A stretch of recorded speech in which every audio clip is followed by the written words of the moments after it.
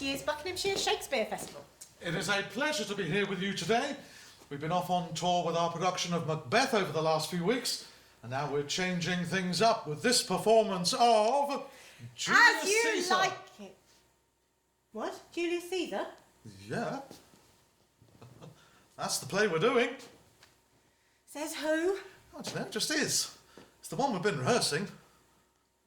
No, we're doing As You Like It. It's on the poster. Is it?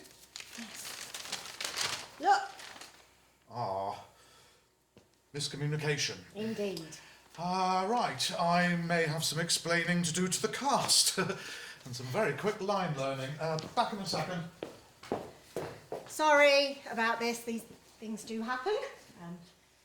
Several years ago, for instance, we were asked to mount a production of A Doll's House and unfortunately misheard that as an invitation to mount a production in A Doll's House. Safe to say the contortionism lessons were a complete waste of time. But we are all delighted to be here to bring you Shakespeare's classic comedy, As You Like It. Oh, what? You're joking! Seriously?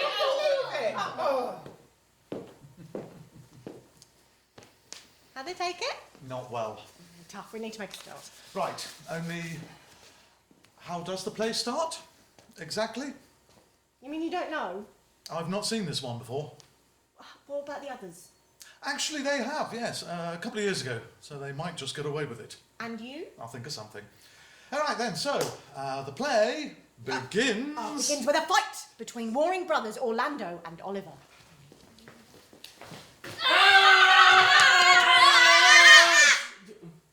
What are you wearing?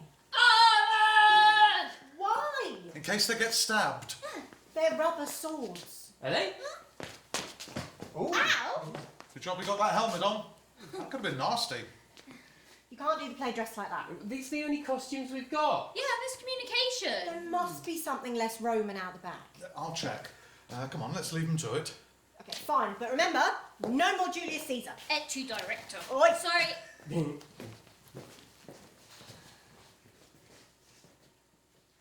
Monsters! Are you mad? What? Or what are you? Have you no wit, manners, nor honesty, but you gabble like tinkers at this time of night? Do you make an alehouse of my lady's house, that you squeak out your... All right? Why are you doing Twelfth Night? Why are you dressed as Malvolio? Miscommunication. You're playing Adam, the faithful old servant of Orlando and Oliver's father, Sir Roland de Boys. That one. Oh, yeah, right. Got it. Yeah, you know it? Yeah, played it loads of times. Brilliant. Get on with it. Oh, hang on, before you go. Yes? Guess I won't be needing this.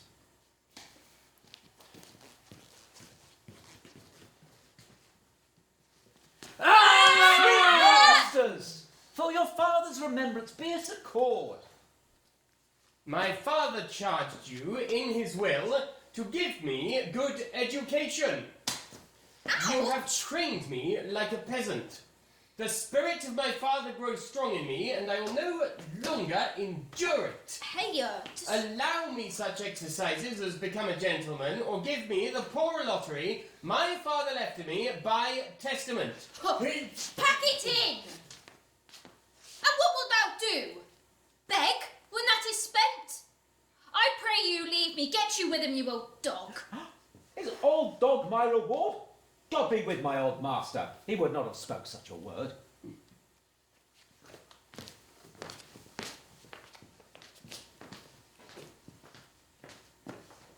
Is it even so? Begin you to grow upon me? I will physic your rankness and yet give no 1,000 crowns in either. Good Monsieur Charles. Good Monsieur Charles, what are you wearing? I am Charles, the court wrestler. Right, so do you actually know the play at all? Nope. So you don't know the script? I've got that covered. Carry on. Good Monsieur Charles, what's the news at the new court? The old Duke is banished by his younger brother, the new Duke. Is Rosalind the Duke's daughter banished with her father? She is at the court, and no less beloved of her uncle than his own daughter, and never two ladies loved as they do. Where would the old Duke live? They say he is already in the Forest of Arden, and a many merry men with him, like the old Robin Hood of England. So you wrestle tomorrow before the new Duke? Marry do I, sir, and I came to acquaint you with a matter. I am given to understand that your younger brother Orlando hath a disposition to try a fall. For your love, I would be loath to foil him, as I must, for mine own honour, if he come in. I have myself laboured to dissuade him, but he is resolute. What is that? What villain's moustache played bad guy? Oh, I'll tell thee, Charles, it is a stubbornest young fellow, a secret and villainous contriver against me. Therefore, use thy discretion, for he will entrap thee by some treacherous device, never leave thee till he have taken thy life.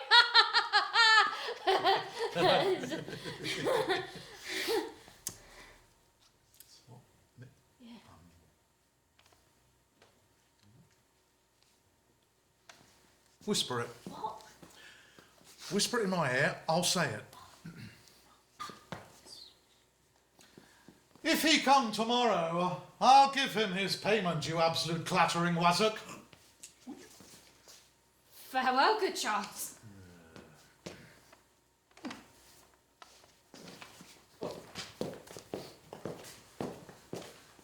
Now will I stir this gamester. I hope I shall see an end of him for my soul. Yes, I know not why, hates nothing more than he. Yet he is gentle, never schooled, and yet learned, full of noble device of all sorts enchantingly beloved. But it shall not be so long. This wrestler shall clear all.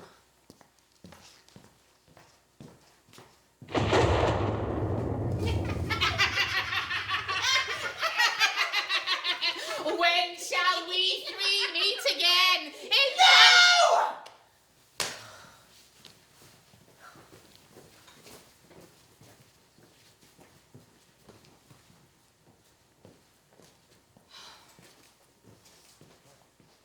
I pray thee, Rosalind, sweet my cause, be merry. Dear Celia, I show more mirth than I am mistress of. Would you yet I'm a merrier? Unless you could teach me to forget a banished father. If my uncle, thy banished father, had banished thy uncle, the Duke my father, so thou hadst been so with me, I could have taught my love to take thy father for mine. My dear Rose, my sweet Rose, be merry. And henceforth I shall. Devise sports. Let me see. What think you of falling in love? Marry I prithee do, to make sports withal, but love no man in good earnest. What shall be our sport then? Why are you still waiting? Ta-da! Oh, line up, it's a comedy! Get on with it. Oh, give me a second, get ready.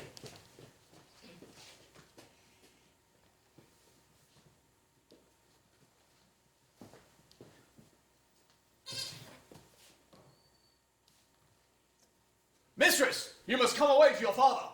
What was that? Nothing. Were you made the messenger? No, by mine honour, but I was bid to come for you. When I learned you that oath, fool? Of a certain knight that swore by his honour that the pancakes were good and swore by his honour the mustard was naught. Now I'll stand to it that the pancakes were naught and the mustard was good, and yet was the knight not yet forsworn? How prove you that in the great heap of your knowledge? I'm married.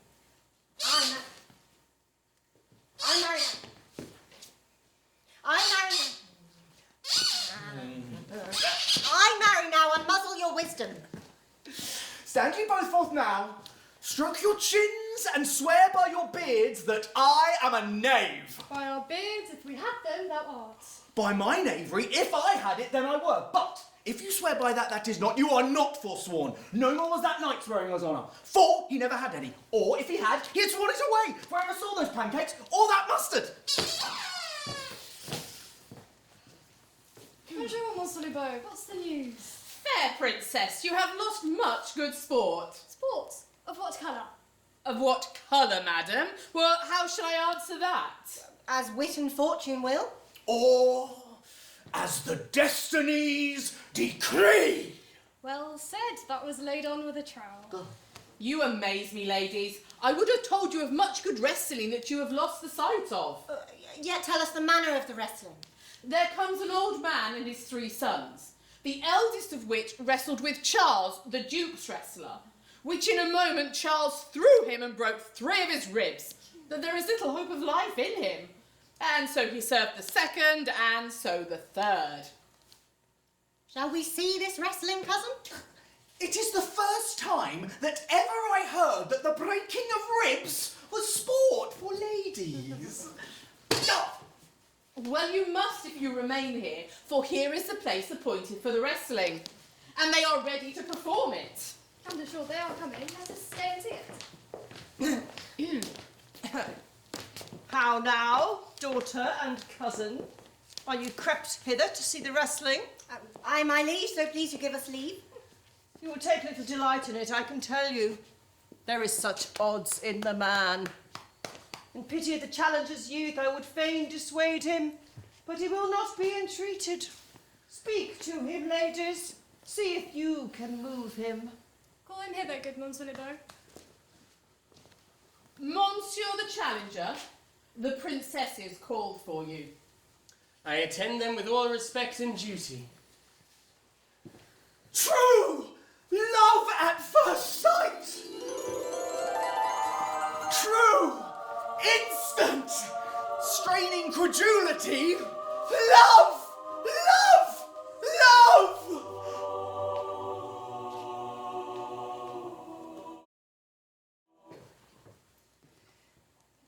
Young man, have you challenged Charles the wrestler? No, fair princesses. He is the general challenger. I come but in, as others do, to try with him the strength of my youth. Your spirits are too bold for your years. We pray you, for your own sake, embrace your own safety and give over this attempt. Do, young sir, your reputation shall not therefore be misprized. I beseech you, punish me not with your hard thoughts, wherein I confess me much guilty to deny so fair and excellent ladies anything. But rather let your gentle eyes and fair wishes go with me to my trial, wherein if killed, but one that was willing to be so, I do my friends no wrong, for I have none to lament me, the world no injury, for in it I have nothing. The little strength I have, I would it were with you. And mine to eke out hers. Fare you well. Pray heaven I be deceived in you. Come! Where is this young gallant that is so desirous to lie with his mother earth? Where is he? Ready, sir? Ah, right.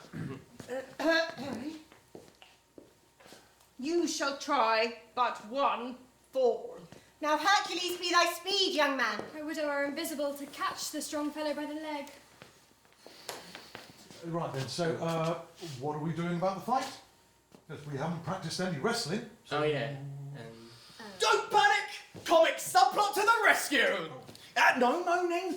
We can't do one of the fight wrestling because the fight forever hasn't signed it off. So we're going to have to do one of the fights from Julie C. Health and safety is paramount. Kick his ass, mate. On your marks. Get set!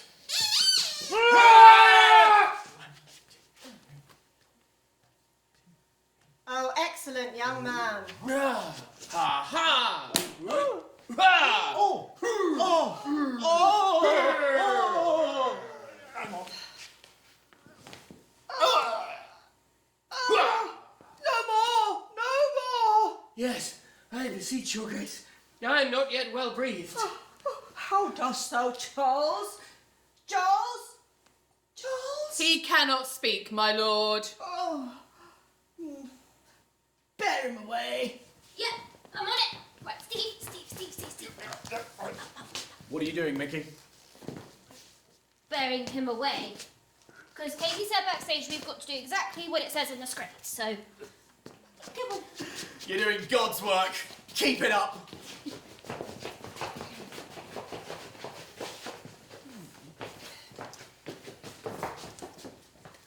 thy name, young man? Orlando, my liege, the youngest son of Sir Rowland de Boys. I wouldst thou hadst been son to some man else. The world esteems thy father honourable, but I did find him still mine enemy. Thou wouldst have better pleased me with this deed, hadst thou descended from another house. But, very well, thou art a gallant youth.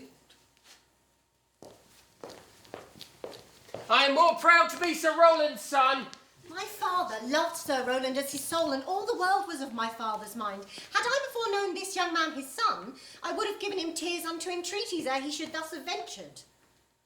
He can still hear you, know. He's there.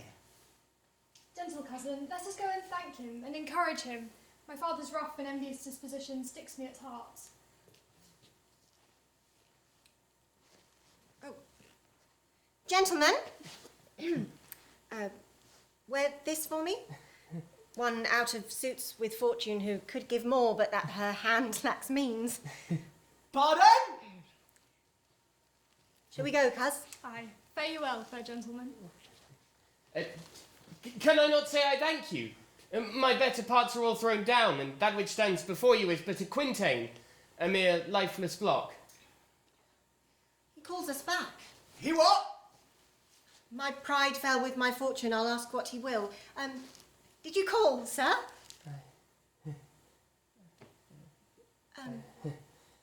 You wrestled well and overthrew more than your enemy. Will you go, cos? She can't hear you over there.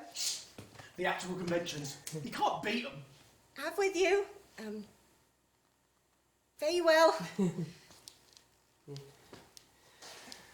Oh, what passion hangs these weights upon my tongue. Sorry, I only caught the tail end of that. Come again. What passion hangs these weights upon my tongue. I cannot speak to her, and yet she urged conference. Oh, poor Orlando, thou art overthrown. Good sir, I do in friendship counsel you to leave this place.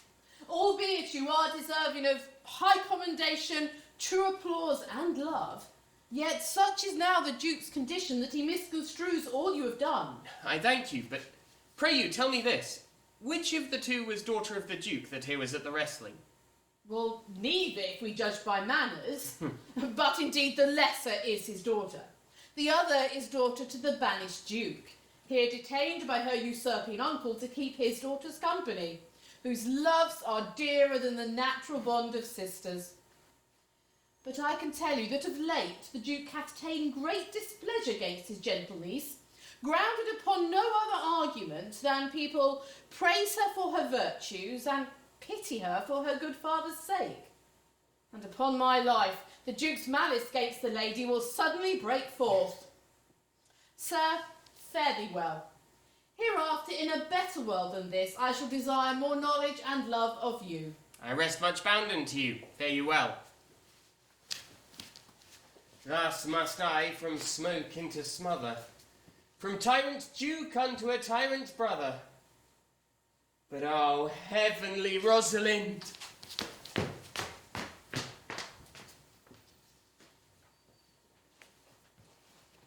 My cousin, my Rosalind. Cupid have mercy, not a word. Is all this for your father? No. Some of it is for my child's father. Oh, how full of briars is this working day world. They are but burrs, cousin, thrown upon thee in holiday foolery. If we walk not in the trodden paths, our petticoats will catch them. I could shake them off my coat. These burrs are in my heart. Come, come, wrestle with thy affections. No. They take the part of a better wrestler than myself. Oh, a good wish upon you. Is it possible on such a sudden to fall into so strong a liking? The Duke, my father, loved his father dearly. Doth it therefore ensue you should love his son dearly? By this kind of chase I should hate him, for my father hated his father dearly, yet I hate not Orlando. Dun dun dun dun dun dun dun dun dun. Bad guy, big black coat, dead giveaway. Begone! I find your lack of faith disturbing. Mistress, dispatch you with your safest haste and get you from our court. Me, uncle? You, cousin. within these 10 days, if that thou beest found so near our public court as 20 miles, thou diest for it. Did I offend, your highness? Thus do all traitors. Let it suffice thee that I trust thee not. Yet your mistrust cannot make me a traitor. Tell me whereon the likelihood depends. Thou art thy father's daughter. There's enough. So was I when your highness took his dukedom. So was I when your highness banished him. Treason is not inherited, my lord, and even if we did derive it from families, what is that to me? My father is no traitor. I pray thee, my liege, mistake me not to think my poverty is treacherous. Dear sovereign, hear me speak. Aye, Celia, we stayed her for your sake. I did not then entreat to have her stay. It was your pleasure and your own remorse. I was too young at that time to value her. Now I know her. If she be a traitor, why then so am I. Oh, she is too subtle for thee. And her smoothness, her very silence and her patience speak to the people and they pity her. Oh, thou art a fool. She robs thee of thy name. Firm and irrevocable is my doom, which I have passed upon her. She is banished. Pronounce that sentence then on me, my liege. I cannot live out of her company. Oh, thou art a fool. Whoa, whoa, whoa! Only room for one fool around here, and you're looking at him. So there. As you were. Eunice, provide yourself. If you outstay the time, upon mine honour, and in the greatness of my word, you die. Let my father seek another heir. But by this heaven, now at our sorrows pale, say what thou canst, I'll go along with thee. Why, whither shall we go? To seek my uncle in the Forest of Arden. Alas, what danger would it be to us maids as we are to travel forth so far? I'll get up in a poor and mean attire, and with a kind of umber smirch my face. The like to you, so shall we pass along and never stir assailants. But were it not better, being that I am more than common tall, that I did suits me all points like a man, a gallant curtalax upon my thigh, a boar spear in my hand. What shall I call thee when thou art a man? I have no worse name than Jove's own page, therefore look you call me Ganymede. But what will you be called? Something which hath reference to my state, no longer Celia, but Aliena. But cousin, what if we essayed to steal the clownish fool from your father's court? I am still here, you know. Would he not be a comfort to our travel? I'm right here. Leave me alone to woo him. Huh? Now go we to find the fittest time and safest way to hide ourselves from the pursuit that will be made after my flight. Now go we in content, to liberty and not to banishment.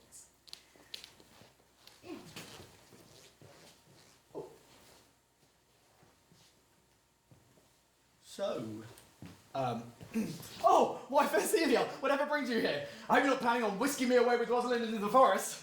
Very well, you've convinced me. For egad, forsooth, methinks, thou art right, verily welcome.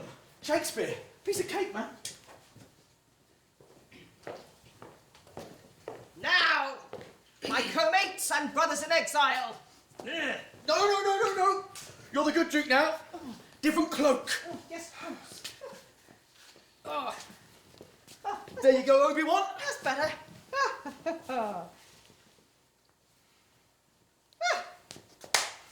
Now, my co-mates and brothers in exile, hath not old custom made this life more sweet than that of painted pomp? Are not these woods more free from peril than the envious court? Sweet are the uses of adversity, which, like the toad, ugly and venomous, wears yet a precious jewel in his forehead. And this our life, exempt from public haunts, finds tongues in trees, books in the running brooks, sermons in stones, and good in everything. I would not change it. Come, now, shall we go and kill his venison, eh? Oh. And yet it irks me, the poor dappled fools, being native burghers of this desert city, should, in their own confines, with forked heads, have their round haunches gored. Indeed, my lord, the melancholy Jacques grieves at that. And in that kind swears you do more usurp than your brother that hath banished you. Oh, show me the place. I love to cope him in these sullen fits, for then he's full of matter. I'll bring you to him straight. Nothing doing, Dookie. You're turning back to the dark side. Oh, why do I have to do both? Because the force is strong in you. Don't like it? Blame Shakespeare. Or George Lucas. Either works. Psst. Oh, can't stop. We're eloping into the forest. Not like that. All the way to see the rest of the play. Does get a bit Love Actually, to be honest. I'm coming. Ugh. Can it be possible that no man saw them? Cannot be. Some villains of my court are of consent and sufferance in this. None that I have heard did see them. The ladies, the attendants of her chamber, saw her abed, and the next morning found the bed untreasured of their mistress. Hesperia, the princess's gentlewoman, claims she secretly o'erheard your daughter and her cousin much commend the parts and graces of the wrestler that did lately foil the sinewy Charles. Ugh. And she believes that wherever they are gone, that youth is surely with them. Ugh. Send to his brother. Fetch that gallant hither. If he be absent, bring his brother to me. I'll make him find him. Do this suddenly, and let not search and inquisition quail to bring again these foolish runaways. Ugh. Who's there? What? My young master. Oh, my gentle master. What's the matter? Oh, unhappy youth, come not within these doors. Within this roof, the enemy of all your graces lives. Your brother, no brother, yet the son, yet not the son, I will not call him son of him who I was about to call his father, hath heard your praises, and this night he means to burn the lodgings where you used to lie, and you within them. This house is but a butchery. Abhor it, fear it, do not enter it. Why, whither, Adam, would you have me go? No matter whither, so you come not here. What? Would you have me beg for my food? Or with base and boisterous sword enforce a thievish living on the common road? I'd rather subject me to the malice of a diverted blood and bloody brother. But do not so. I have 500 crowns, the thrifty hire, saved under your father, which I did store to be my foster nurse, when service should in my old limbs lie lame, and unregarded age in corners thrown. Take that. And he that doth the ravens feed, yea, providently doth cater for the sparrow. Here is the gold. And all this I give you. Let me be your servant. Though I look old, yet I am strong and lusty. I will do the service of a younger man in all your business and necessities. Oh, good old man. How well in thee goes the constant service of the antique world, where service sweat for duty, not for meed. Thou art not for the fashion of these times, where none will sweat but for promotion, and having that do choke up their service, even with the having. We'll go along together. Master, lead on, and I will follow thee, to the last gasp, in truth and loyalty. From 17 years to now almost 80, here lived I, but now live here no more. At 17 years, many their fortune seek, but at 80, it is too late a week.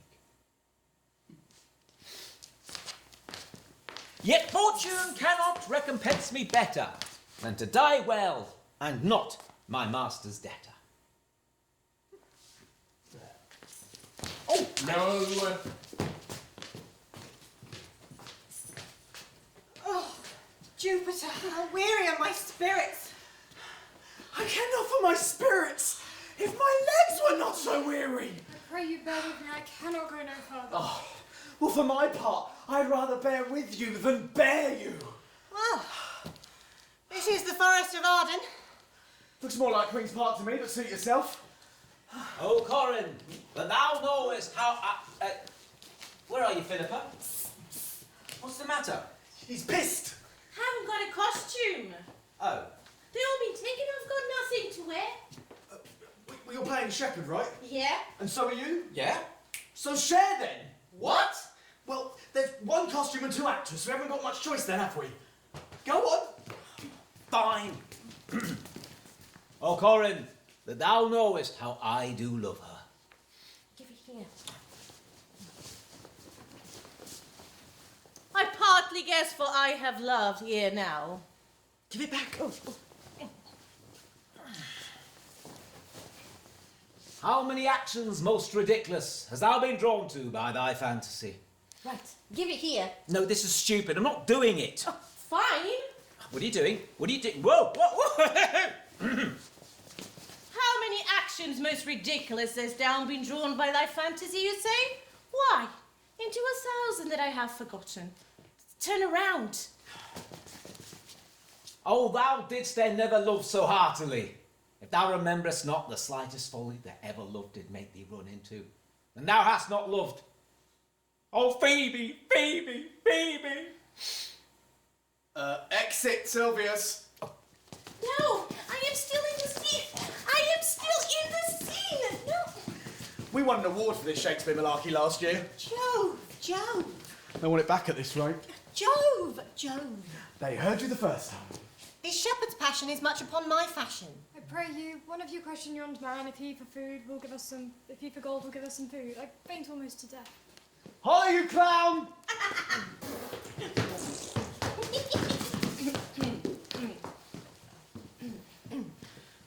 Good even to you, friend.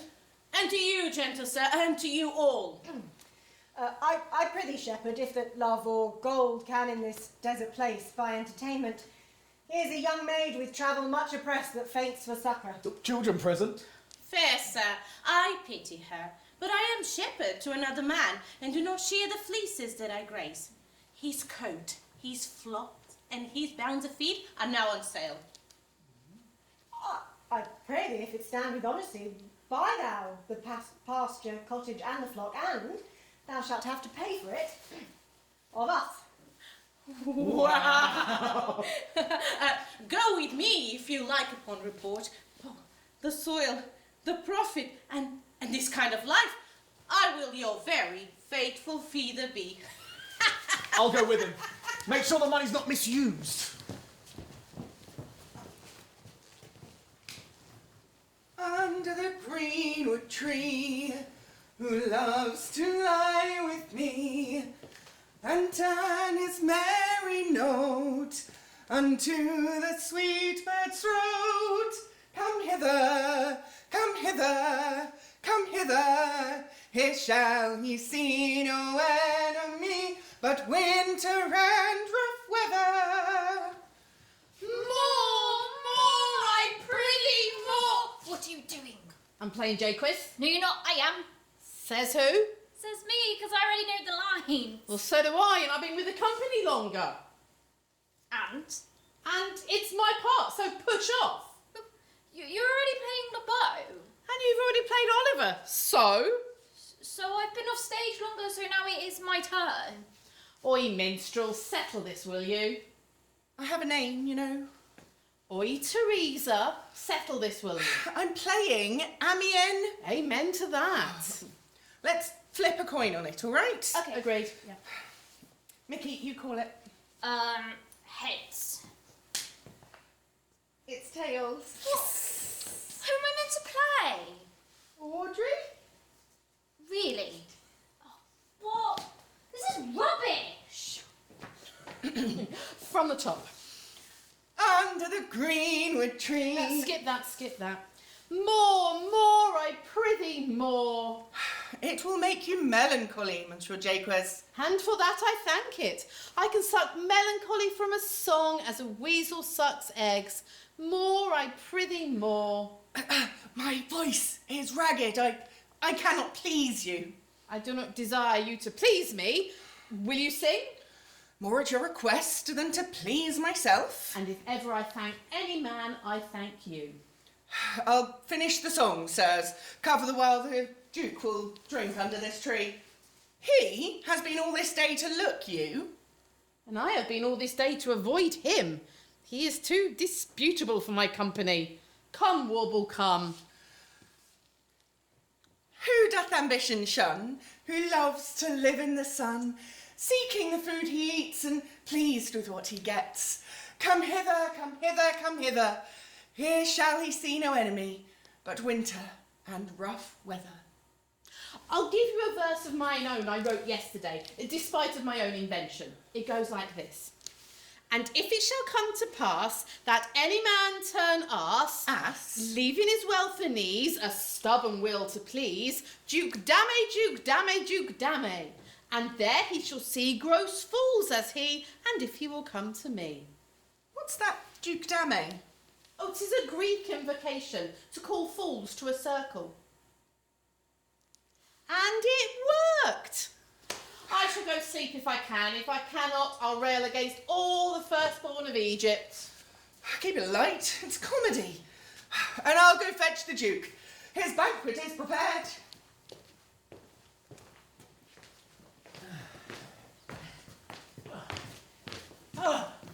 Master, I can go no further. How I die for food. Here, lie I down and mark out my grave. Farewell, kind master. Why, how now, Adam? No greater heart in thee. Live a little. Oh, yeah. I live! Comfort a little. Cheer thyself a little. If this uncouth forest yield up anything savage, I will either be food for it, or bring it as food for thee. Thy conceit is nearer death than thy powers. For my sake, be comfortable. Hold death a while at arm's end. I will be with thee presently, and if I bring thee not something to eat, I will give thee leave to die. But if thou diest before I return, thou art a mocker of my labour. Oh, this is just a saga now. Well said. Thou lookest cheerly, and I will be with thee quickly, though thou liest in the bleak air. Come, I will bear thee to some shelter. Well, make up your mind. Thou shalt not die for a lack of a dinner if there live anything in this desert. Cheerly, good Adam.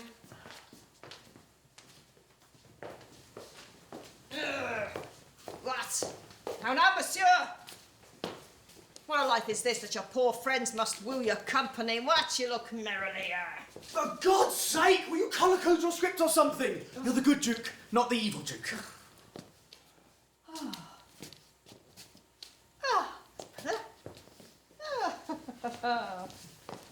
What? How now, monsieur?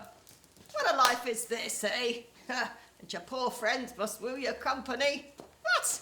You look merrily. Atta boy. Actually, you're wearing the wrong one as well. What? Have fun, Audrey. A fool! Oi! Fool.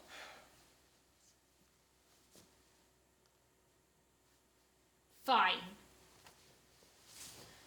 I'll be Audrey.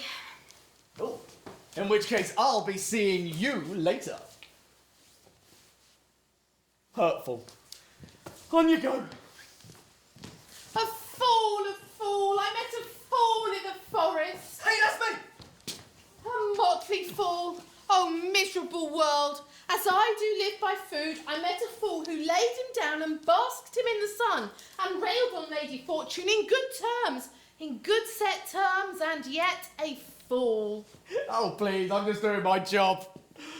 Go on, tell them what happened.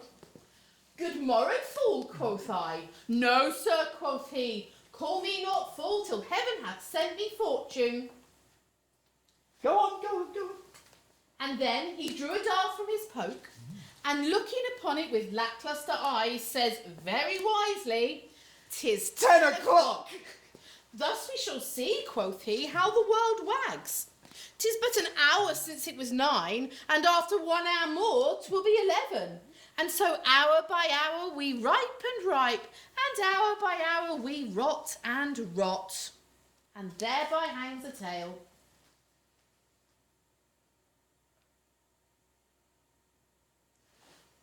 Well, yeah, not my best material, I suppose. Anyway, see ya! Oh, noble fool, a worthy fool, motley's the only wear. What fool is this? A worthy fool. Oh, that I were a fool. I am ambitious for a motley coat. Oh, thou shalt have one. Forbear, and eat no more, Why, I have eaten none yet. nor shalt not, till necessity be served. Of what kind should this cock come of? Forbear, I say. He dies that touches any of this fruit, till I and my affairs are answered. And you will not be answered with reason. I must die. What would you have? Your gentleness shall force, more than your force, move us to gentleness. I almost die for food, and let me have it. But sit down and eat, and welcome to our table. Speak you so gently? Pardon me, I had thought all things savage here, and therefore put I on the countenance of stern commandment. But what you are, if ere you have looked on better days, if ere you have been where bells have knolled to church, if ere you have sat at a good man's feast, if ere from your eyelids wiped a tear, and know what 'tis to pity and be pitied, let gentleness my strong enforcement be, in which case I blush and hide my sword. True is it that we have seen better days, and have with holy bell been knolled to church, and sat at great men's feasts, and wiped our eyes of drops that sacred pity hath engendered. And therefore sit you down in gentleness. Ow! This is plastic! Yeah, only the grapes are real. It's a 3-week tour. We're not going to Morrison's every time. Give us a grape then. Ham. Sorry. Too right. Forbear your food a little while. There is a good old man who after me hath many a weary step limped in pure love, till he first be sufficed, oppressed as he is with 2 weak evils, age and hunger. I'll not touch a bit. Oh, go find him out, and we will nothing waste till you return. I thank ye, and be blessed for your good comfort. Blow, blow, thou winter wind, thou art not so unkind as man's ingratitude. Thy tooth is not so keen, because thou art not seen, although thy breath be rude. Hey ho, sing hey ho unto the green holly. Most friendship is feigning, most loving mere folly. Then hey ho, the holly. This life is most jolly. Oh, bravo. Oh, set down your venerable burden and let him feed. I thank you most for him. So had you need. I scarce can speak to thank thee for myself. Oh, welcome, for two. I will not trouble you to question you about your fortunes. Give us some music, and good cousin, sing. Freeze, freeze the winter sky that does not bite so nigh, as benefits forgot. Though thou the waters warp, thy sting is not so sharp, as friend remembered not. Hey ho, sing hey ho unto the green holly.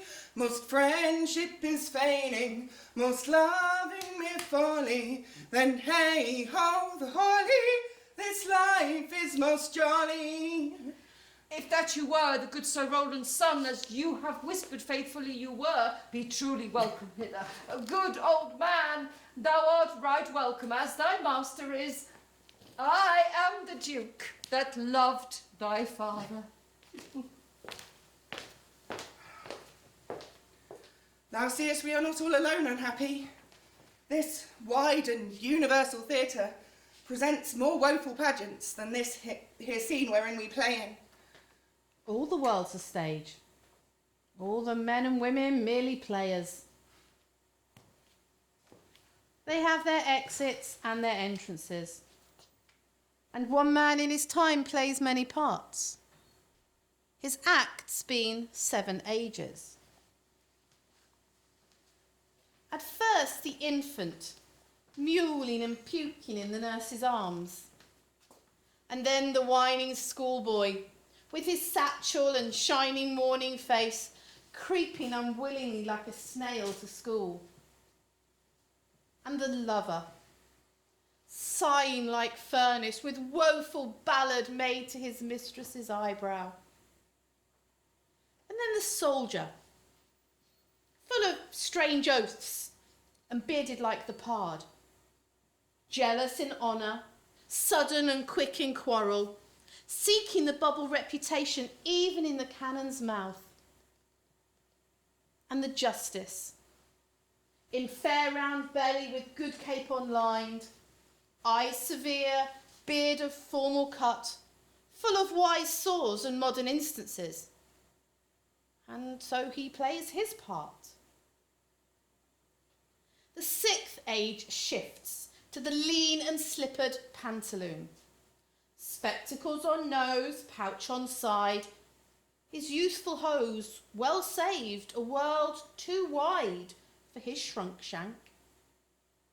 His big manly voice turning again to childish trebles, with pipes and whistles in its sound. And last scene of all, that ends this strange, eventful history, is second childishness, or mere oblivion. Sans teeth, sans eyes, sans taste, sans everything.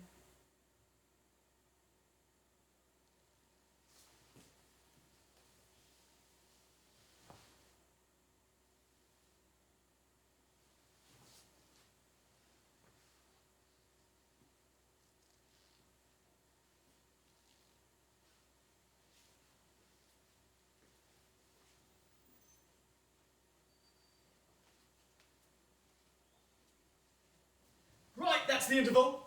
Get yourself a drink, have a wee or something. Nothing to see here. Heartwarming directorial choice remains unblemished.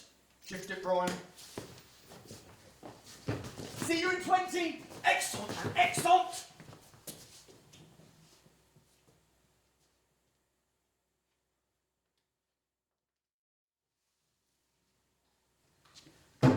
Greetings, my theatrical friends. We're about to begin the second half. Lots to look forward to. The two lovers are going to speak to each other for more than one scene, which is nice. Not seen him since. Wrong cloak! Oh, damn it. Not only do we have the actual plot to do, we have not one, but two romantic subplots. Oh yes, and most importantly, my song. Oh yes, it's coming, no refunds. Anyhow, on with the drama. And Duke Darth is not happy that Orlando has disappeared. Not seen him since. Sir, that cannot be. But were I not the better part made mercy, I should not seek an absent argument of my revenge, thou present. But look to it. Find out thy brother wheresoe'er he is. Seek him with candle. Bring him dead or living within these 12 months. Or turn thou no more to seek a living in our territory.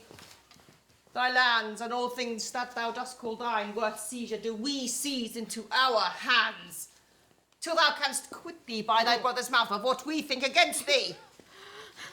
Oh, that your highness knew my heartiness. I never loved my brother in my life. Oh, villain thou. Well, push him out of doors, and let my officers of such a nature make an extent upon his house and lands. Do this expediently, and turn him going.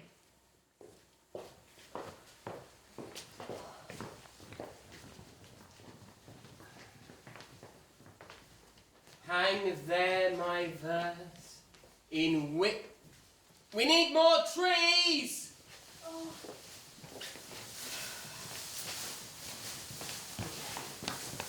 Hang there my verse in witness of my love, and thy thrice-crowned queen of night, survey with thy chaste eye thy huntress's name which my full life doth sway.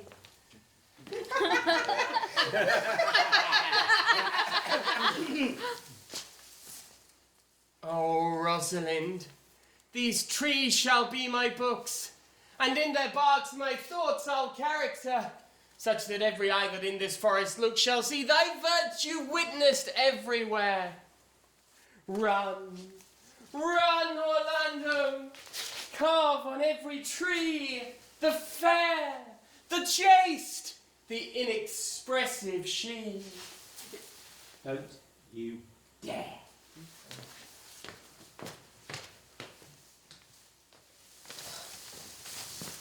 And how like you this shepherd's life, Master Touchstone? Well, in respect of itself, we need more sheep.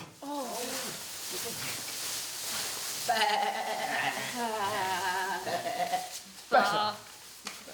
In respect of itself, it is a good life.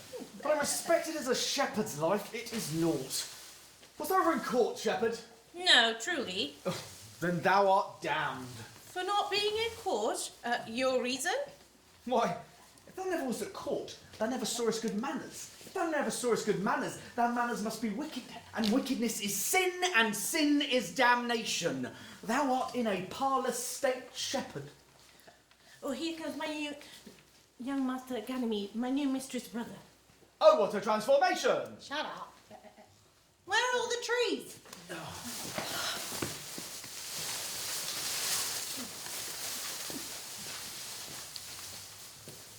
From the east to western Ind, no jewel is like Rosalind. Her worth, being mounted on the wind, through all the world bears Rosalind. All the pictures fairest lined are but black to Rosalind. Winter garments must be lined, so must slender Rosalind. Sweetest nut hath sourest rind, and such a nut is Rosalind. He that sweetest rose will find love's prick, and Rosalind. This is a very full scallop of verses. Why do you infect yourself with them? Peace, Udolpho, I found them on a tree. Achoo! Bless you. Bless you. Come on, people. Well, truly the tree yields dull fruit. Open wide. Recycling. Oh, here comes my sister reading. Stand aside. Charming. Helen's cheek, but not her heart. Cleopatra's majesty, Atlanta's better part. Sad Lucretia's modesty, thus Rosalind of many parts, by heavenly synod was devised, of many faces, eyes, and hearts, to have the touches dearest prized. Heaven would that she these gifts should have, and I to live and die her slave. Most gentle pulpiter. Oh, now. Back, friends. Shepherd, go off a little. Go with him, Tira. We're fine too, thanks. We've had a busy morning, actually. Looking after the sheep. Sheep!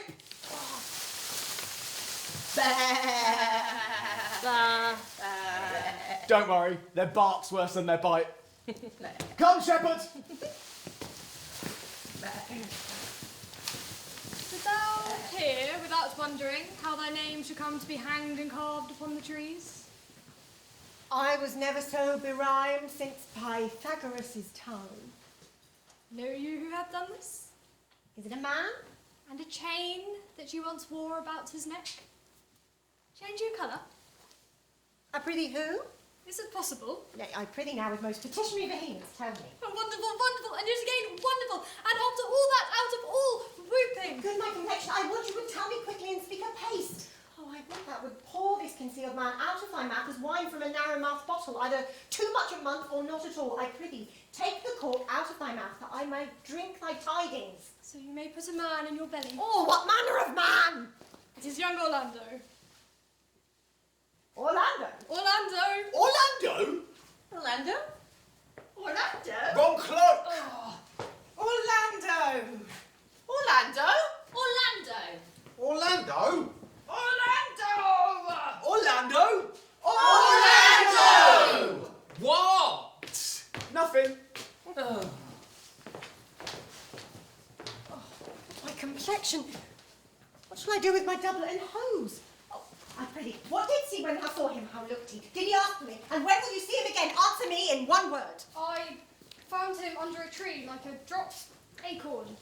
Oh, it may be called Jove's tree when it drops forth such fruit. There he lay, stretched along like a wounded knight. Though it be a pity to see such a sight, it well becomes the ground. Cry hollow to thy tongue, thou bringest me out of tune.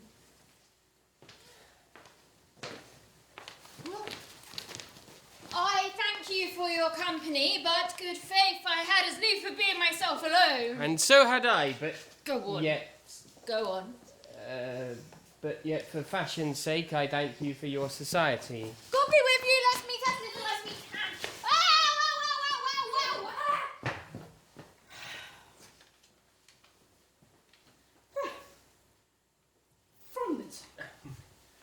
I thank you for your company, but I had as lief have been myself alone. And so had I, but yet for fashion's sake, I thank you for your society. God be with you, let's meet as little as we can. I do desire we may be better strangers. I pray you, mar no more trees with writing love songs in their barks. I pray you mar no more of my verses with reading them ill-favouredly. Rosalind is your love's name. Yes, just. I do not like the name. There was no thought of pleasing you when she was christened. You are full of pretty answers. I'll tarry here no longer. Farewell, Signor Love. I am glad of your departure. Adieu, good Monsieur Melancholy.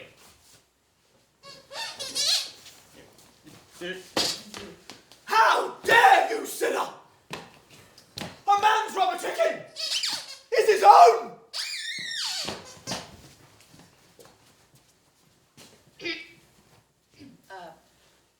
Holla, Forester, do you hear? Very well, what would you? I pray thee, what is the clock? You should ask me what time of day. There is no clock in the forest. Why then there is no true lover in the forest, else sighing every minute and groaning every hour would detect the lazy foot of time as well as a clock. Where dwell you, pretty youth? With this shepherdess, my sister, here in the forest. Your accent is something finer than could be purchased in so removed a dwelling. I have been told so of many. Indeed, an old religious uncle of mine taught me how to speak, who was in his youth an inland man, one who knew courtship all too well, for there he fell in love. I have heard him read many lectures against it, and I thank God I'm not a woman to be touched by so many giddy offences. Can you remember any of the principal evils that he laid to the charge of women? I prithee recount some of them. No, I will not cast away my physic, but on those that are sick. There is a man haunts the forest, abuses our young plants by carving Rosalind in their bark, hangs odes on hawthorns and poem elegies on brambles, all forsooth deifying the name of Rosalind. Now, if I could meet that fancy monger, I should give him good counsel, for he seems to have the quotidian of love upon him. I am he that is so love-shaped. I pray you, tell me your remedy. There are none of my uncle's marks upon you. He told me how to know a man in love. What were his marks? A lean cheek, which you have not. A blue eye and sunken, which you have not. A beard neglected, which you have not. Then your hose should be ungartered, your shirt unbuttoned, your shoe untied, and everything about you demonstrating a careless desolation. But you are no such man. I swear to you, youth, by the white hand of Rosalind, I am he, that unfortunate he. Are you so in love as your rhyme speaks? Neither rhyme nor reason can express how much. Love is merely a madness, yet I profess curing it with counsel. Have you ever cured any so? Yes, one. In this manner. He was to imagine me his love, his mistress, and I set him every day to woo me, at which time would I, being but a moonish youth, would now like him, now loathe him, then entertain him, then forswear him, now weep for him, now spit at him, that I drave my suitor from the mad humour of love to a living humour of madness, and thus I cured him. And in this way will I take upon me to wash your liver as clean as a sound sheep's heart, where there be not one speck of love on't. I would not be cured, youth. I would cure you if you would but call me Rosalind and come every day to my cote and woo me. Now, by the faith of my love, I will. Tell me where it is. Go with me to it and I'll show it to you. And on the way you must tell me where in the forest you live. Will you go? With all my heart, good youth. Nay, you must call me Rosalind. With all my heart, fair Rosalind.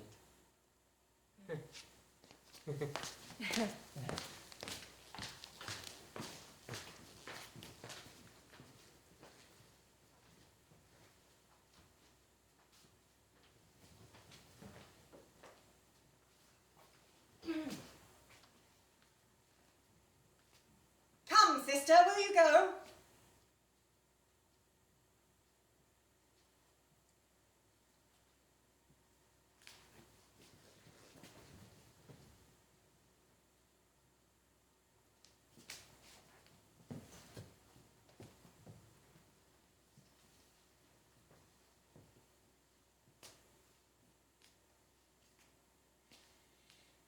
In the spring toy, dearly pretty ring toy, when the birds do sing, hey ding ding ding, sweet lovers love the spring. How now, Audrey? Am I the man yet? Doth my simple features content you? Lord Warren asked what features. Oh, truly, I would the gods had made thee poetical.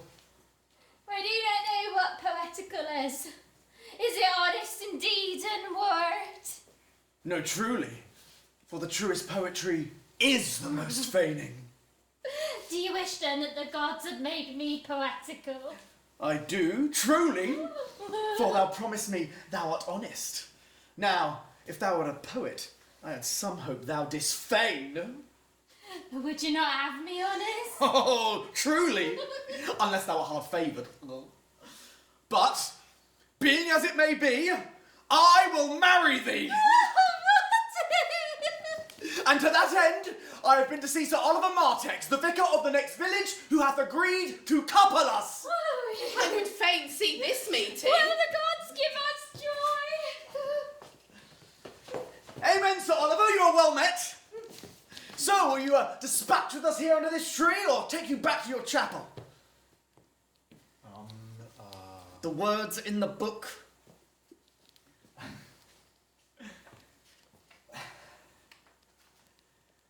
Come here.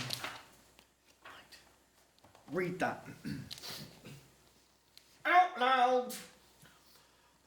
Is there none here to give the woman? I will That's not. my line. I will not take her on gift from any man.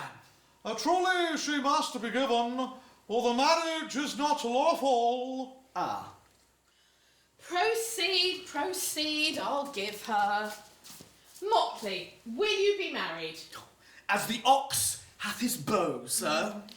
And will you, being a man of your breeding, be married like a beggar under this bush? Get thee to church and have a good priest that can tell you of marriage. Go thou with me and let me counsel thee. Come, sweet Audrey. We must be married tomorrow or live in bawdry. Farewell, Sir Oliver.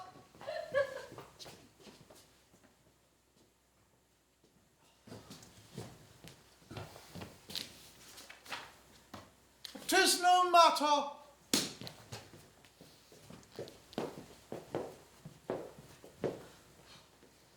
Never talk to me, I will weep. Do, I prithee, yet have the grace to consider tears do not become a man.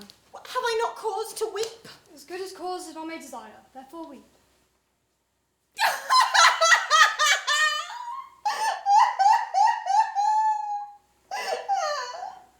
Finish?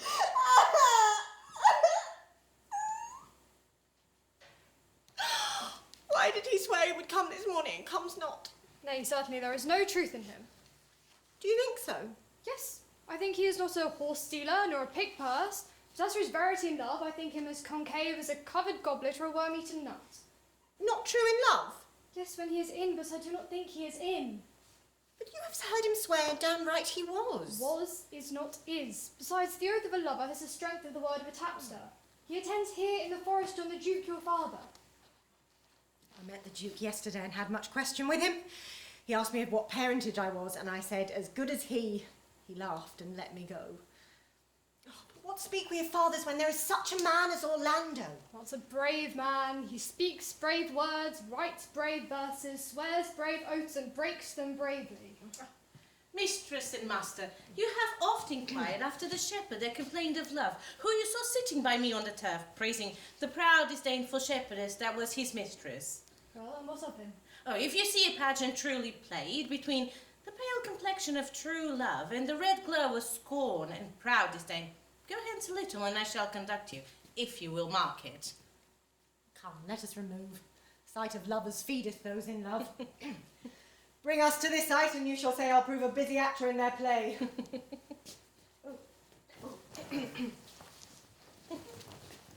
Forgetting something? Oh, damn. Dear Phoebe, do not scorn me, do not, Phoebe. Say that you love me not, but say not so in bitterness. I fly thee, for I would not injure thee. Thou tellest me there is murder in my eye, this pretty sure and very probable, and if mine eyes can wound, now let them kill thee. Thou counterfeit to swoon, why now fall down? And if you can't, oh, forsake, lie not to say mine eyes are murderers. Sweet Phoebe, my knees are killing me. If ever, as that ever may be near, you see in some fresh cheek the power of fancy, then shall you know the wounds invisible that love's keen arrows make. But till that time, come not thou near me. And when that time arrives, afflict me with thy mocks, pity me not, as till that time I shall not pity thee. And why, I pray you? Who might be your mother that you insult, exalt, and all at once over the wretched? What? Though you have no beauty, must you be therefore proud and pitiless? Wait, what means this? Why do you look on me? I see no more in you than in the ordinary of nature's sail work. Odds my little life, I think she means to tangle my eyes too. What make you of that, shepherd? Oh, well, I mean, really, would you ever? Yeah. Oh, blimey, yes.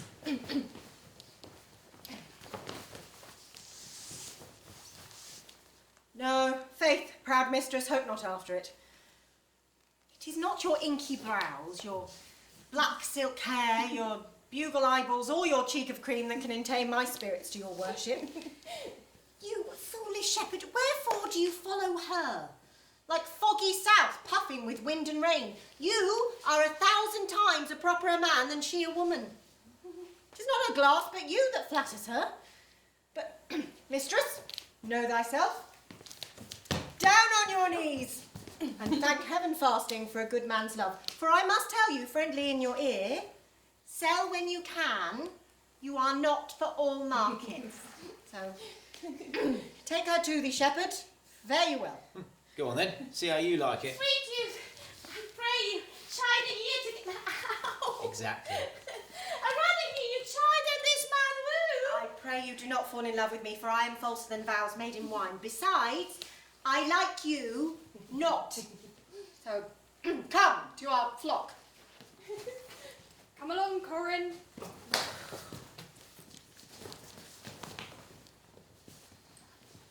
I follow.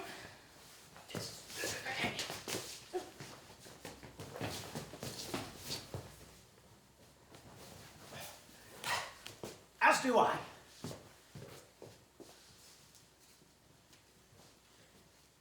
I prithee, pretty youth, let me be better acquainted with thee. They say you are a melancholy fellow. I have neither the scholar's melancholy, which is emulation, nor the musician's, which is fantastical, nor the courtier's, which is proud, nor the soldier's, which is ambitious, nor the lawyer's, which is politic, nor the lady's, which is nice, nor the lover's, which is all of these. A traveller, But it is a melancholy of mine own, compounded of many simples, extracted of many objects. Indeed, the sundries contemplation of my many travels. A traveller? In which my oft rumination wraps me a most humorous sadness. Christ! A traveller, by my life. I fear you have sold your lands to see the land of others. Therefore, you have seen much and have nothing, is to have rich eyes and poor hands.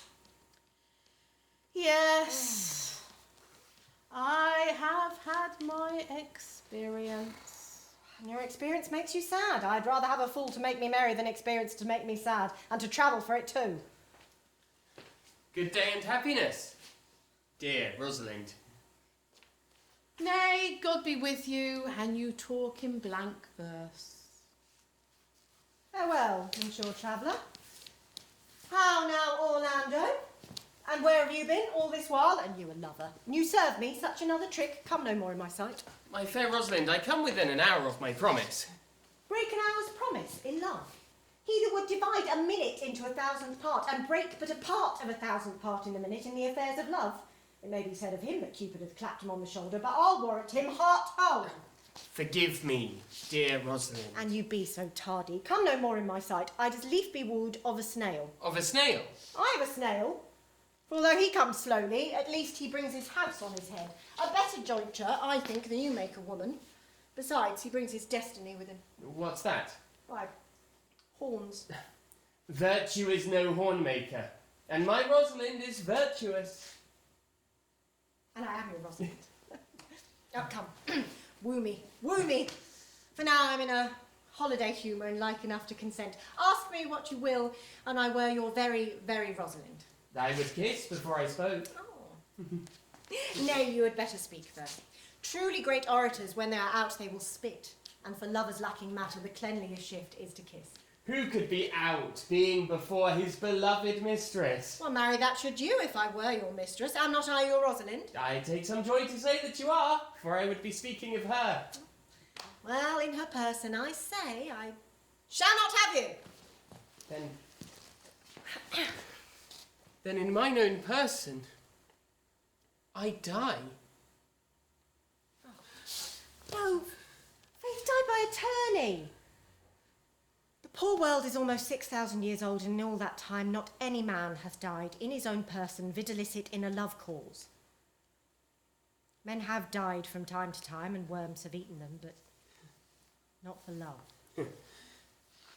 I would not have my right Rosalind of this mind, for I fear her frown might kill me. By this hand it will not kill a fly. Come. I will be your Rosalind in a more coming on disposition. Ask me what you will, I will grant it. Then love me, Rosalind. Die, Faith, I will. Fridays and Saturdays and all. And wilt thou have me? I am 20, sir. What sayest thou? Are you not good? I hope so. Why then, can one desire too much of a good thing? Come, sister. You must be the priest and marry us. Give me your hand, Orlando. What do you say, sister? Pray thee, marry us. I cannot say the words. You must begin, will you, Orlando? Go to. Will you, Orlando, take to wife this Rosalind? I will. Aye, but when? Why now, as fast as she can marry us. Then you must say, I do take thee, Rosalind, for wife. I do take thee, Rosalind, for wife.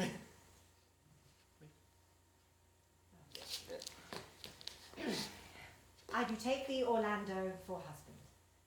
Now tell me how long you would have her after you have received her. Forever and a day. Say the day without the ever. No, Orlando. Men are April when they woo, December when they wed. Maids are May when they are maids, but the sky changes when they are wives. But will my Rosalind do so? By my life, she will do as I do. Oh, but she is wise. The wiser the waywarder. For these 2 hours, dear Rosalind, I will leave thee. Well, alas, my love, I cannot spare thee 2 hours. I must attend the Duke at dinner. By 2 o'clock I will be with thee again. Aye. Go your ways. Go your ways. I knew what you would prove. My friends told me as much, and I thought no less. That fluttering tongue of yours, one meet is but one cast aside, and so come, Death. 2 o'clock is your hour. Aye, sweet Rosalind. By my troth and in good earnest, and so God men be and my own pretty oaths that are not dangerous, if you break one jot of your promise, or come 1 minute past your hour, I will think you the most pathetical break promise, the most hollow lover, and the most unworthy of she you call Rosalind, and therefore beware my censure, and keep your promise. With no less religion than if thou wert indeed my right Rosalind. And so adieu. Adieu. You have misused our sex in your love praise. Oh, cuz, my pretty little cuz, if thou didst know how many fathom deep I am in love. But it cannot be sounded. My affection hath an unknown bottom, like the Bay of Portugal. Rather bottomless. Oh, my dear Aliena, I cannot be out of the sight of Orlando. I'll go find a shadow and sigh until he come. And I'll sleep.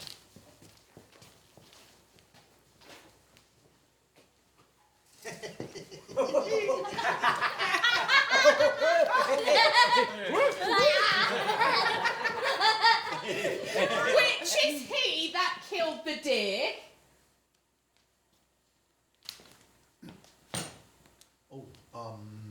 The gun. The gun. Sir, it was I. We should present him to the Duke like a Roman conqueror, and we would do well to place the deer's horns on his head like a branch of victory. Have you no song, Forester, for this purpose? Yes, sir. Then sing it. I do not care that it be in tune, so long as it make noise enough. What shall he have that killed the deer? His leather skin and its coat to wear. Then sing him home. The rest shall bear this burden. Take thou no scorn to wear the horn.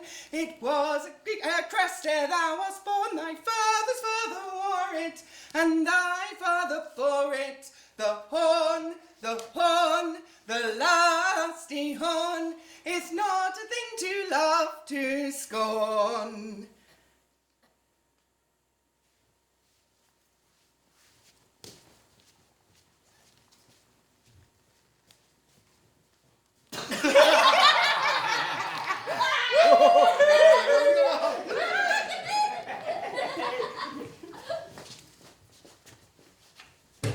Venison! Get your venison! Venison steaks! Anyone? Venison? No? Sure? It's deer, isn't it?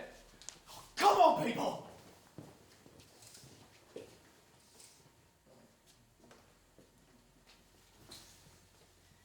How say you now?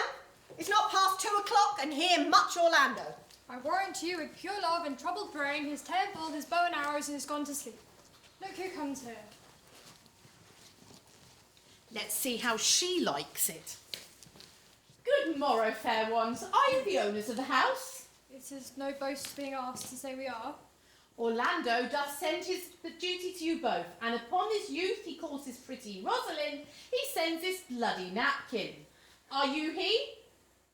I am. What must we understand by this? Son of my shame, if you will know of me what man I am, and how, and why, and where this handkerchief was stained. I pray you tell it. True love at first sight. True instant straining credulity love. Tell it. When last the young Orlando parted from you, he left a promise to return again within an hour. And pacing through the forest, he threw his eye aside, and mark what object did present itself. A wretched, ragged man sleeping on his back beside a bush, under which bush's shade a lioness lay couching head on ground. This scene, Orlando did approach approached the man and found it was his brother, his elder brother. Oh, I have heard him talk of that same brother. He did render him the most unnatural that lived amongst men. Oi! Well, he might so do, for well I know he was unnatural. Oi! But to Orlando, did he leave him there? And twice did he turn his back on purpose so. But kindness, nobler ever than revenge, made him give battle to the lioness, who quickly fell before him. I die! To think I thought I had but years to make my mark upon this world. And now not another sunrise will I see, for my life is surrendered up to thee. Avenge me, Simba! In which, hurtling from miserable slumber, I awaked. All right, we're done. Are you his brother? Was you he rescued? Was you who so often contrived to kill him? 'Twas I, but 'tis not I. I do not shame to tell you what I was since my conversion so sweetly taste, being the thing that I am. But for the bloody napkin. By and by, when from the first to last betwixt us the tears, our countenance had most kindly bathed is how I came to be in this desert place. In brief, he led me to the gentle Duke who gave me fresh array and entertainment, committing me unto my brother's love, who led me instantly unto his cave there, stripped himself, and hereupon his arm the lioness had torn some flesh away, which all the while had bled, and now he fainted and cried, and fainting upon Rosalind. How now, Ganymede? Sweet Ganymede. Many will swoon when they do look on blood. There is more in it, cousin Ganymede. I wish I were at home. We'll lead you thither. I pray you, will you take him by the arm? Be of good cheer, you. You a man. You lack a man's heart. I do so, I confess. I prithee, tell your brother how well I counterfeited. Oh, this is not counterfeit. There is too great a testimony in your complexion that it was a passion of earnest. Counterfeit, I assure you. Well then, take a good heart and counterfeit to be a man. So I do, faith, but I should have been a woman by right. Come, you look paler and paler. Pray you draw homewards. Good sir, will you come with us? Yeah, that's what I. Audrey! Oh, Audrey! Okay. There is a youth here that lay claim to you. I know who 'tis. He hath no interest in me in the world. Prompt!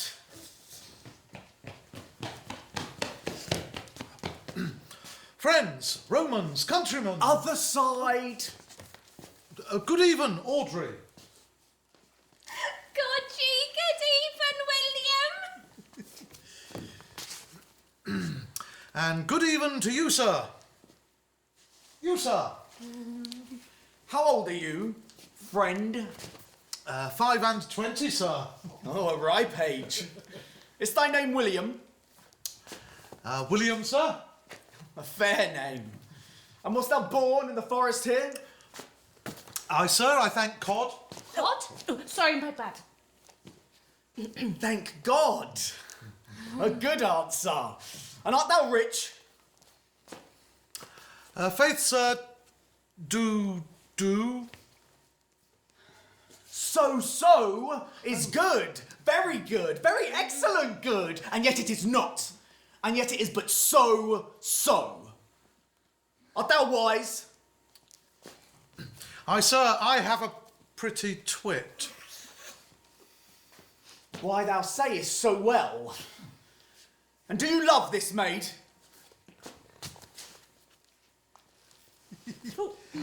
I do, sir. Give me your hand. Art you learned? No, sir. Then learn this. I am he, sir, that must marry this woman. Therefore, clown, abandon, which in the vulgar means leave, the society, which is company, of this female, which is woman, which together is abandon the society of this female, or clown, thou perishest, or to thy better understanding diest, or to wit, I kill thee. Therefore, tremble and depart. Do good, William. God rest you, merry sir. Get off. Oh, Our mistress and master seeks you. Come, away, away. Oh, God rest you, merry. Trip, Audrey, trip. God rest you, Mary. I attend. No! Micky, you're on this thing. Yeah. Push me off. Sorry. Is it possible that on so little acquaintance, but on seeing Aliena, that you should love her, and loving woo, and wooing she should grant? Right, stop right there. Seriously, hold your horses. God rest What? you, Oh my Mary. God. Look, I know I was joking earlier, but this genuinely makes no sense. We didn't cut any of their lines in that scene. That is the sum total of their interaction, and now they're supposed to be madly in love. And don't go thinking she's going to run along in a minute and declare her undying love for him. She has no more lines in this play. She is done. See ya. What? No, not yet. God. Oh, get off. I mean, is no one else baffled by this? I mean, I know Shakespeare's a genius and everything, but did he have a lot on the day he wrote the subplot? Get off. Don't blame me if you're the victim of a tight deadline. I'm just saying, this is ludicrous. As you were. Neither call into question my sudden wooing nor her sudden consenting, but say with me, I love Aliena! Yeah, right! Let your wedding be tomorrow. I will invite the Duke and all's contented followers. Go you, and prepare Aliena. For look, here comes my Rosalind. God save you, brother. And you, fair sister. Oh, my dear Orlando, how it grieves me to see you wear your heart in a scarf. It is my arm. I thought your heart had been wounded by a lion's claws. Wounded it is, but with the eyes of a lady. Did your brother tell you how I counterfeited to swoon when he showed me the handkerchief? Aye, and greater wonders than that. Oh, I know where you are. It is true. There was nothing so sudden for your brother and my sister. They are in the very wrath of love, and they will together. Don't you stop! They will be married tomorrow, and I will invite the Duke to the nuptial. But oh, how bitter a thing it is to view happiness through another man's eye. How much more on the morrow will I be at the height of heart heaviness in knowing how happy my brother is in having what he wishes. Why then, tomorrow I cannot serve your turn for Rosalind. I can no longer live by thinking. I will weary you no longer with idle talk. Know this of me, I can do strange things. I have since I was 3-year-old conversed with a magician. If you do love Rosalind so near the heart as your gesture cries it out, then tomorrow, when your brother weds Aliena, shall you marry her? It is not impossible for me to set her before you, human as she is and without any danger. Speakest you in sober meanings? By my life I do, which I tender dearly, though I say I'm a magician, so put you in your best array. Bid your friends, if you will be married tomorrow, you shall. Well, here comes a lover of mine and a lover of hers. You've done me much ungentleness. I care not if I have. It is my study to seem despiteful and ungentle to you.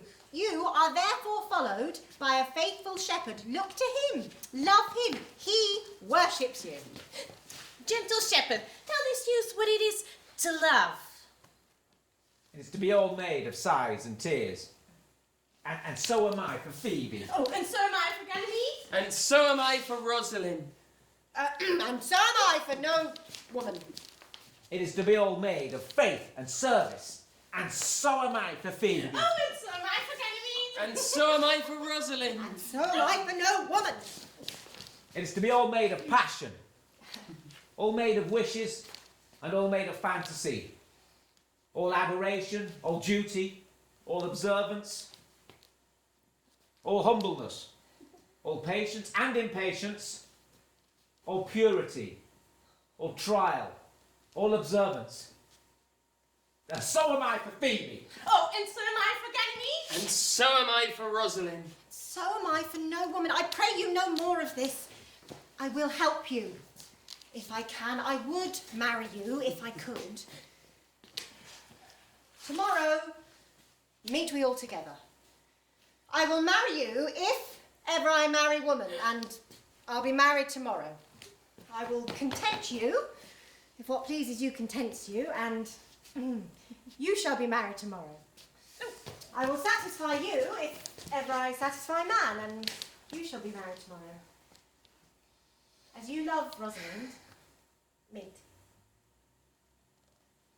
As you love Phoebe, meet. And as I love no woman, I'll meet. So, fare you well, I have left you commands. I'll not fail if I live. Nor I. Nor I.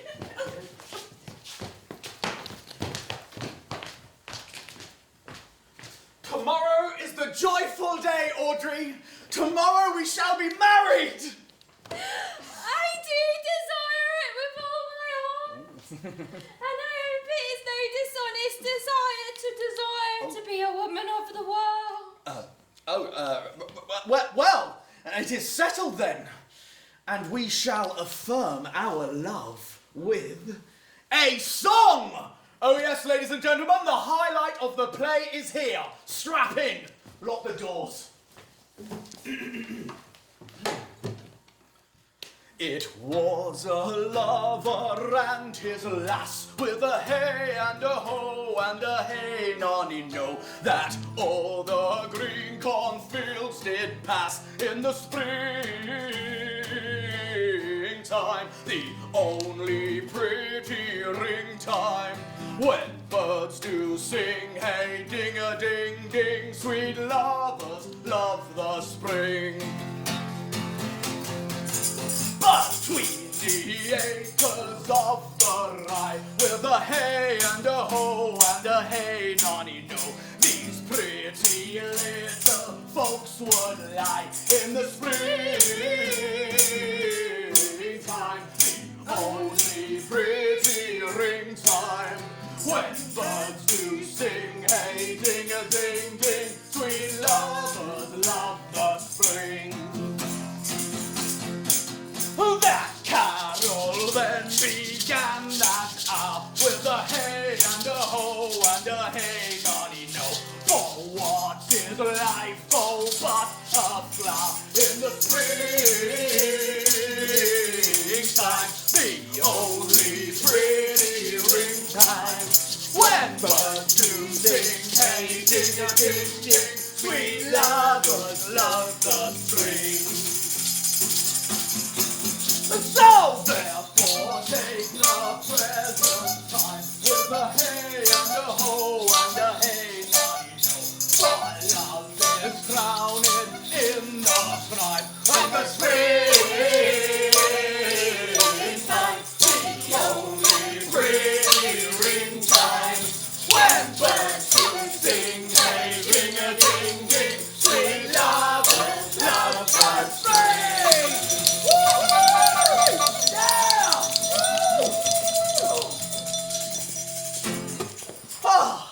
Oh, sweet Audrey. Audrey? Audrey? Audrey?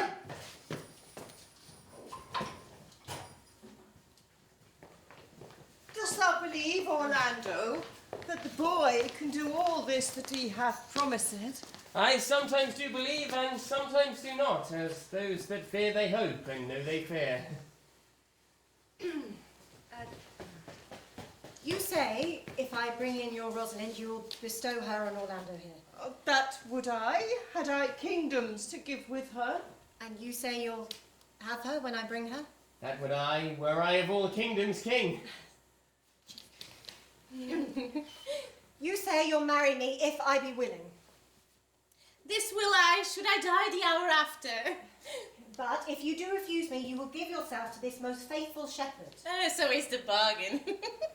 You say you'll have Phebe if she will. Though to have her and death were both one thing. Promise to make all these matters even. Keep you your word, Duke, to give you daughter. You yours, Orlando, to receive his daughter. Keep you your word, Phebe, to marry me, or refusing me to wed this shepherd. Keep you yours, Silvius, to marry Phebe if she refuse me. And from hence I go to make these doubts all even. I didn't know you were in this thing. Neither did Shakespeare. I do remember in this shepherd boy some light touches of my daughter's favour. My lord, when I first saw him, I did think him to be a brother to your daughter. But, my good lord, this boy is forest-born and had been tutored in the rudiments of many a disparate study by his uncle, who he reports to be a great magician secluded in the circle of this forest. Salutations and greetings to you all! Oh, good my lord, bid him welcome. This is the motley-minded gentleman I've often met in the forest. He hath been a courtier, he swears. And if any man doubt it, let him put me to my purgation. I have trod a measure, I have flattered a lady, been politic with mine friend, smooth with mine enemy. I've undone 3 tailors. Is this not a rare fellow, my lord? He's as good at anything and yet a fool.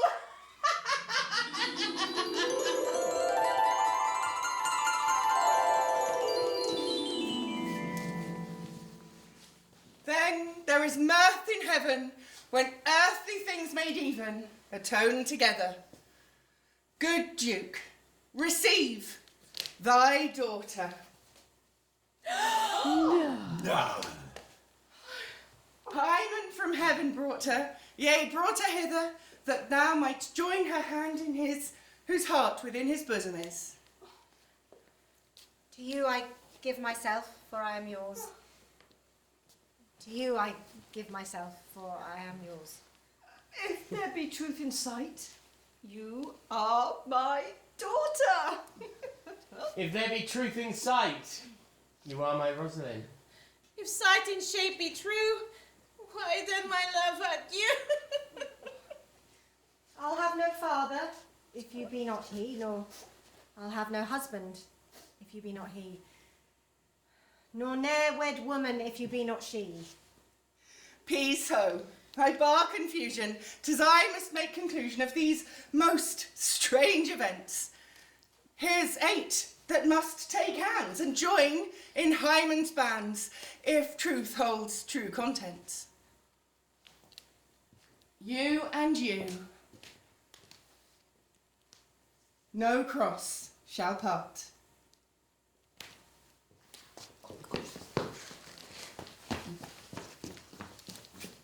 You and you are heart in heart. You to his love must accord, or take a woman to your lord. That would be fine, but I prefer... You and you are sure together as the winter to foul weather.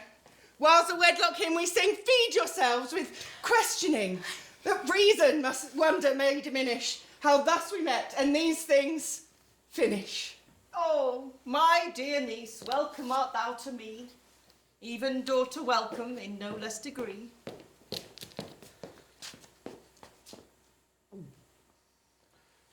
Let me have audience for a word or two. I am the second son of old Sir Roland that bring these tidings to this fair assembly. Duke Frederick, hearing how that every day men of great renown resorted to this forest, addressed a mighty power, was converted both from his enterprise and from the world, his crown bequeathing to his banished brother, and all their lands restored to them again that were with him exiled. I did it! No problem! Welcome, young man. Thou offerest fairly to thy brother's wedding. To one his lands withheld, and to the other a land itself at large, a potent dukedom. First in this forest, let us do those ends which here were well begun and well begot, and after, every of this happy number that hath endured shrewd days and nights with us shall share the good of our returned fortune according to the measure of their states. Meantime, forget this new-fallen dignity and fall into our rustic revelry. Play music, and you, brides and bridegrooms all, with measures heaped in joy, to the measures full. Good sir, by your patience, if I heard you rightly, the Duke hath put on a religious character and thrown into neglect the pompous cause.